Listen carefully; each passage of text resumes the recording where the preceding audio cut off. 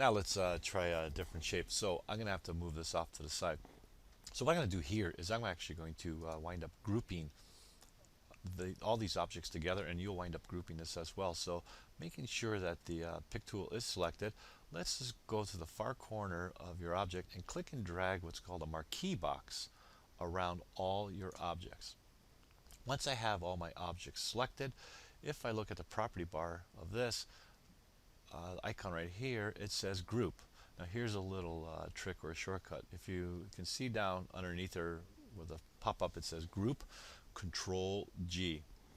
So if you want to do a hot method of grouping, just press Control G. I tend to go hot method for when I'm working, but as you start off, you may want to just click on the icon. So I'm just going to do click on that.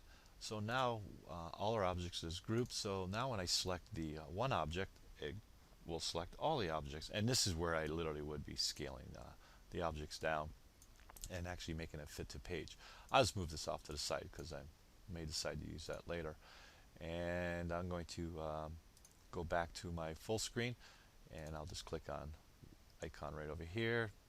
Obviously we go to our zoom tool, and there's my selection for my zooms. Okay, so now let's try a different method of creating a shape.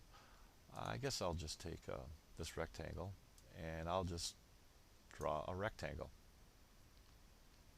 Now what we're going to wind up doing is we're going to go to the Arrange menu, and we're going to select Convert to Curves.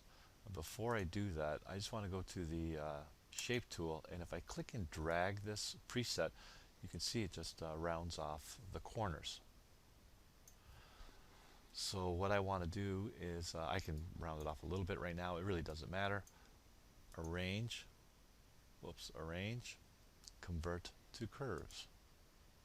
Now when I go to my Shape tool, you can see it just creates the nodes. I'm actually moving this as if I actually wound up drawing a rectangle and started modeling this. I'm going to right click on the line, and I'll select curve. Now again, I could have gone up to the menu bar. This was just a different method, and I will now curve this line. I can double click, add a node, and move this out. I can select the node and go to my cusp. Oops. I'll just right click and go to cusp here. You have to go on a line. I'll go smooth.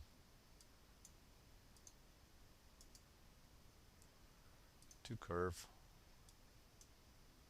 So you can experiment and create to curve a shape from the particular rectangle. And you can try various methods. There's no, like I said, there's no right or wrong to this, to curve. I think what's right or wrong is that black mass area, and then just coming up with an unusual shape. I'll stay with that. I'm just going to right click on the black fill, and now I will move this over here, and I'll use this particular shape. This one will be kind of interesting, I think. My angle is still set at 30. That's going to give me my 12. I'm going to change this back to 45 only because I think I want the 8 objects. I'll have this kind of straight for starters. It really doesn't matter. I just started that way. And apply to duplicate. And that's it. So again, here's a different type of shape, a different look, totally different. I'm going to close this off right now than what we have over here. But what I want to do is I got that little bit of black inside there, so I'm going to wind up go to Arrange and rotate. I think I'm just going to move that. Whoops, move that around. A little double. Remember to click on it twice. Sometimes if you click too fast, it'll actually jump off. I'm going to move this a little further and see what happens. Okay, so I have a little bit of space there, and I can stay with that. So there is our, close that down, other shape that I've chosen to create. Again, it's a very simple exercise, and again, the reason why we're doing this is we're actually looking at the elements principle of design. We're trying to understand how Corel works. Um, so this one here is it's not too complicated, but it can create great unusual designs doing it this way.